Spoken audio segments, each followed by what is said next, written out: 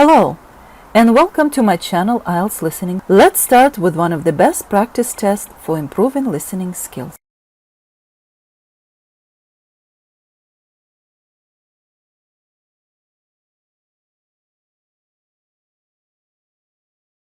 Part 1. Part 1. You'll hear a lecturer talking to students about the ozone layer and CFCs. First, you have some time to look at questions 1 to 7.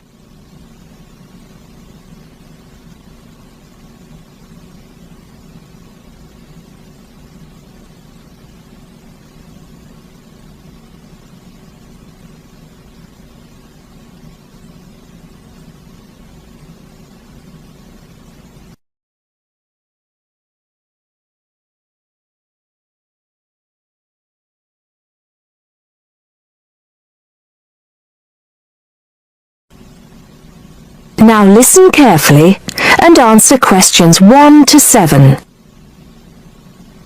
Today, it is well known that CFCs, or chlorofluorocarbons, can do immense damage to the ozone layer, which protects the Earth from harmful radiation from the Sun.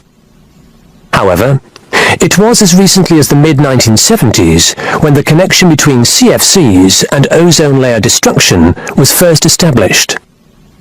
The story starts back in 1957, when James Lovelock invented the electron capture detector. This is a machine that can detect very small amounts of a chemical compound in the atmosphere.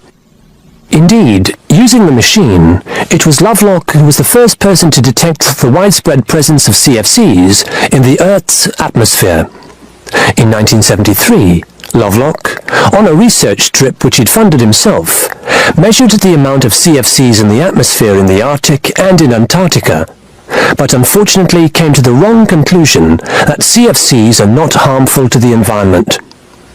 Following on from this work, though, in 1974, Sherry Rowland and Mario Molina published the very first scientific paper on the connection between CFCs and ozone depletion. This quickly prompted the world's first ban on the use of CFCs, which was enacted in 1975 by the US state of Oregon. Further bans followed.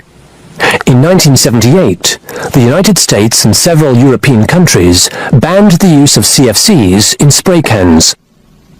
CFCs were still allowed to be used, though, for refrigeration and in solvents. It was in the mid-1980s that scientists in Antarctica observed a huge depletion in the ozone layer above them, often called the hole in the ozone layer. This led, in 1987, to the signing of the Montreal Protocol, which called for further reductions in the production and use of CFCs, and then, 2 years later, to a European Union agreement to ban the production of all CFCs by the end of the century. Before you hear the rest of the talk, you have some time to look at questions 8 to 10.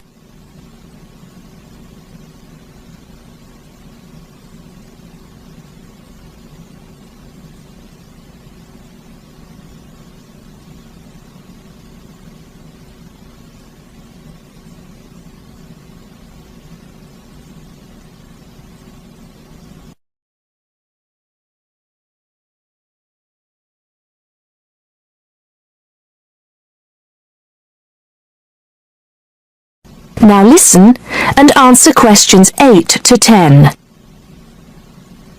So why exactly are CFCs so harmful? One of the reasons CFCs were so popular in the production of solvents and refrigeration coolants is that they are unreactive. That is, they don't react easily or at all with other chemical compounds. It's this property, however, that also makes them dangerous. Because they are unreactive, it's very difficult for them to be broken down. This gives them a long lifespan, more than 100 years in some cases, and allows them to rise into the upper levels of the atmosphere, the stratosphere, unchanged. There, ultraviolet radiation from the sun starts to break them down, freeing the chlorine atoms from the CFCs. It's this chlorine that helps destroy the ozone there. That is the end of part 1. You now have half a minute to check your answers.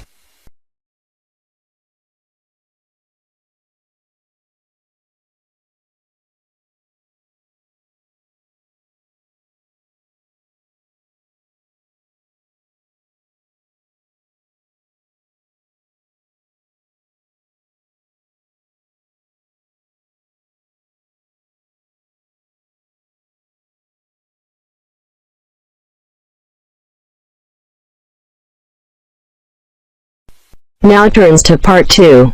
Part 2. You will hear the director of a new arts centre speaking to a group of local people who have come to hear what the new arts centre will be offering. First, you have some time to look at questions 11 to 15.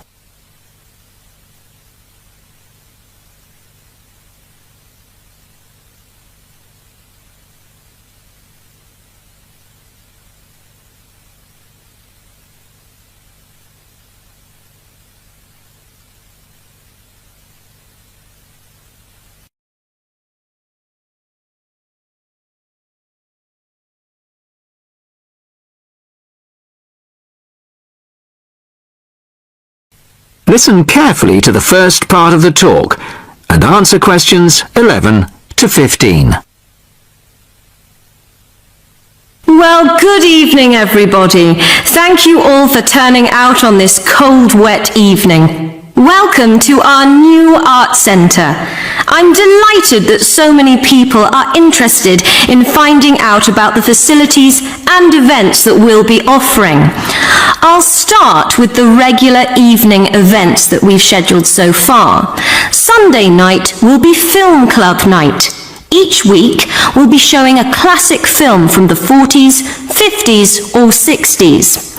Films will start at 6:45, and afterwards there will be an opportunity to discuss the film in the cafe bar for anybody who'd like to.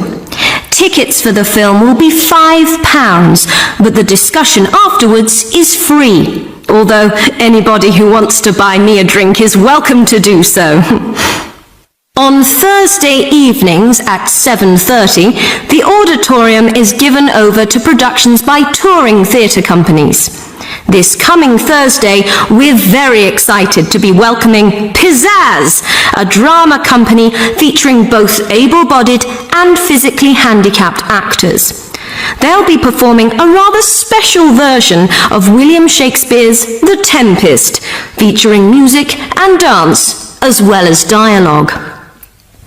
Fridays and Saturdays will be music nights, starting at 8 p.m, with classical or traditional music on the Fridays and pop rock on the Saturdays. However, as the sound system hasn't yet been fully installed, these events won't be starting for another few weeks. As well as evening performances, various events will take place during the day. So far, a mothers and toddlers session has been arranged for Monday afternoons, and of course, anybody can drop in for a coffee or a sandwich. The cafe bar will be open from 11 a.m. to 3 p.m. and 6 p.m. to 11 p.m. Mondays to Fridays, and 11 a.m. to midnight Saturdays and Sundays. Lunch will be served from 12:30 till 2, and light snacks will be available all day. Of course, this program is just the start, and we expect to be announcing many additional events in the near future. Before you hear the rest of the talk, you have some time to look at questions 16 to 20.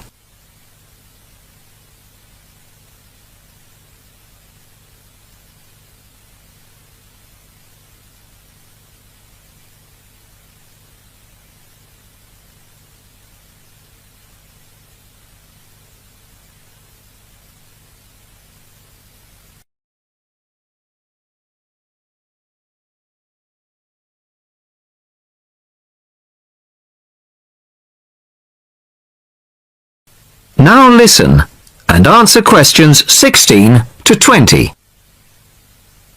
Now I'd like to take this opportunity to tell you about becoming a member. Membership benefits include reduced price tickets, priority bookings, and a monthly newsletter, which will feature the latest details of forthcoming events, plus details of other arts events in the local area. The cost of membership is just £15 a year, which I think is very reasonable.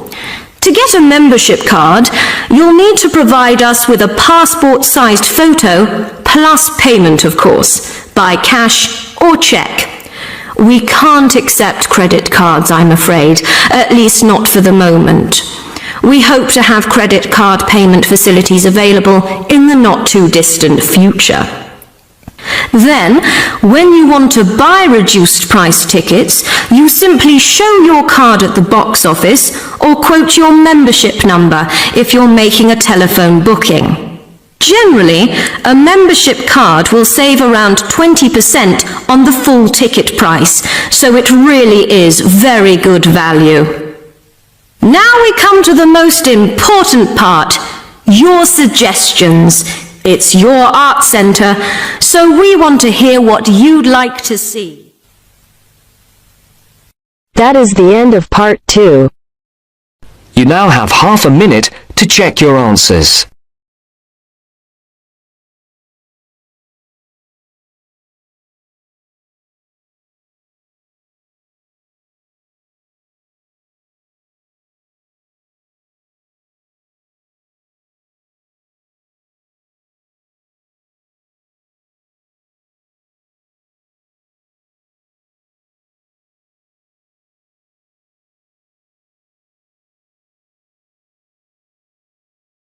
Part 3.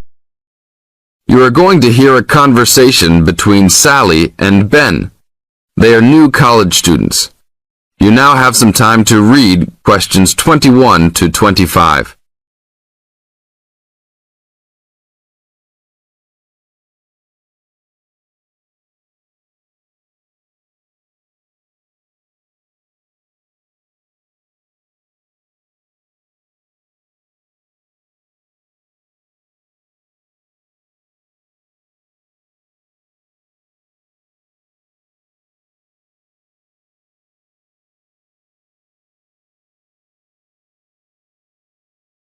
Now, listen to the first part of the conversation and answer questions 21 to 25.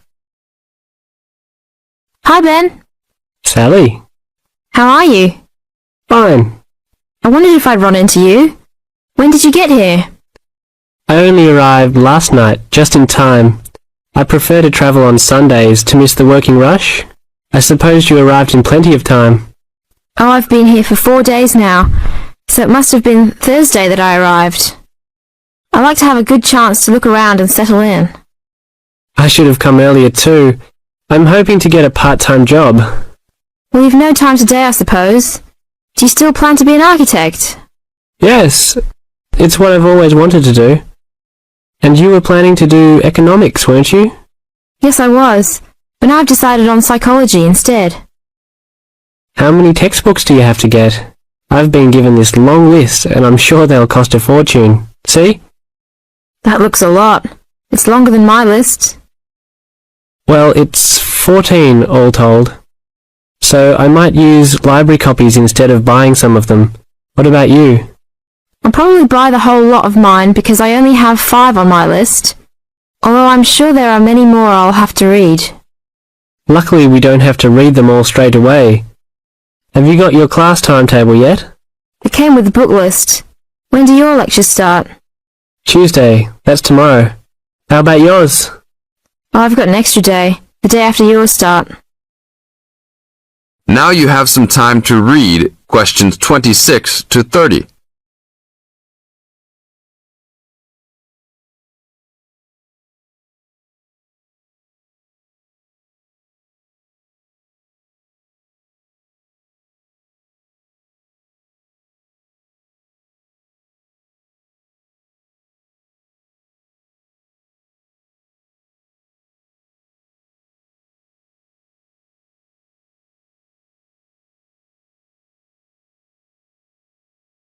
As the conversation continues, they are talking about their new college life.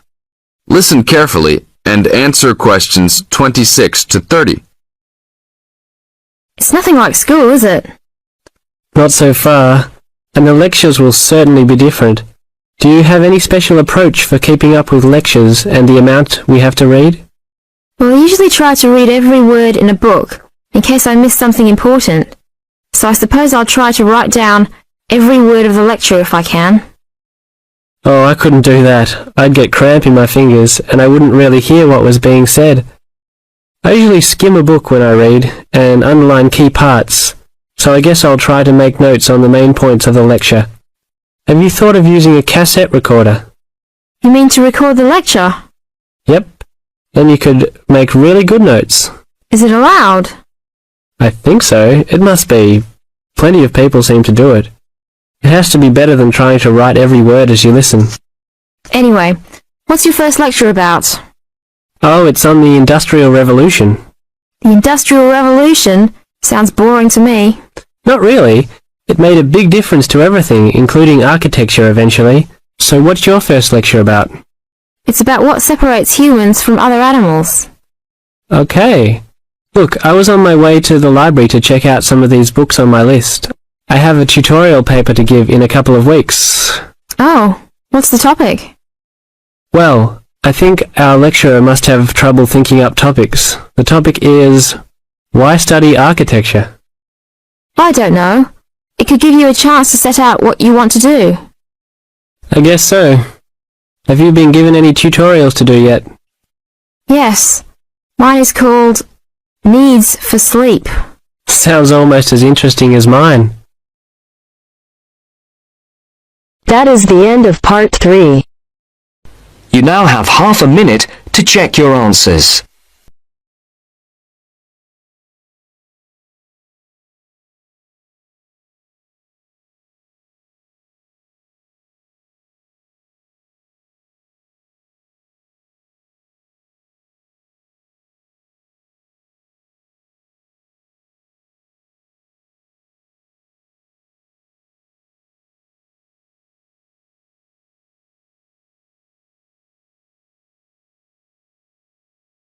Now turns to part 4.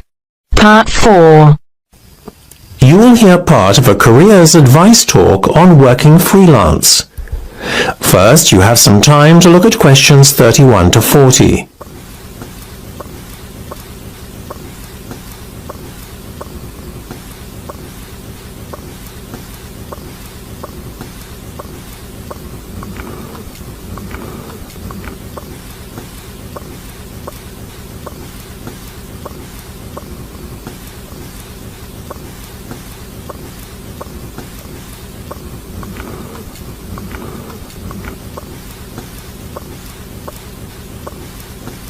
Now listen carefully and answer questions 31 to 40. Working for an employer in a 9-to-5 job has long been the accepted norm. However, this could soon be set to change. A rising level of unemployment, combined with a sense of disillusionment amongst employees with their workaday lives, is at the root of this modern-day revolution in the workplace. Now, there is a growing trend amongst people of all ages and from all walks of life to opt for freelance work rather than working for an employer. It sounds a risky option and a potentially stressful one, but on the whole, the benefits of freelancing seem to vastly outweigh those of working for someone else. In fact, recent research has shown that those who quit their jobs to work for themselves are the country's happiest and most productive workers. A study conducted by Dr. Jonathan Sapsed from Brighton University's Business School, in conjunction with the Arts and Humanities Research Council, looked at a total of 304 freelancers who were pursuing a range of professions in southern England. They found that, far from struggling to get by, many were not only doing well, but excelling in their new professions. So, what are the advantages of freelancing? Well, there are many. One of the most obvious benefits is not having to be answerable to a boss and having to face criticism or unfair demands. In addition, not being based in an office or shared workplace with competitive or difficult colleagues is another bonus. But what is probably the most attractive pull of working freelance is the freedom to determine your own work schedule.